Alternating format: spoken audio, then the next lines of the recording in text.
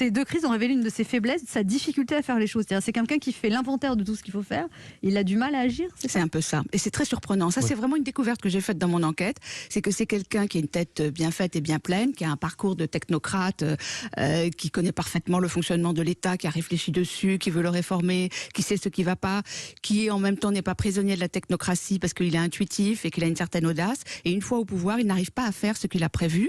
Il n'arrive pas à réformer l'administration. Mais c'est le cas de tous les présidents, ça, quelque Oui, part. mais lui, on pouvait penser qu'il allait y arriver parce qu'il partait d'un autre endroit que les autres et qu'il avait réfléchi au sujet. Et puis par ailleurs, il croit que la parole est autoréalisatrice, qu'il suffit de parler, de dire les choses pour qu'elles se fassent. Et il découvre chemin faisant que ce n'est pas le cas. Et je raconte une anecdote qui pour moi est très frappante. Quand il va visiter l'hôpital de Mulhouse le 25 mars, en pleine crise de la Covid, c'est un moment plein d'émotions pour lui. Il rencontre une infirmière et un agent d'accueil du service des urgences et il pleure. Il est tellement ému par ce qu'elles lui disent qu'il se met à pleurer.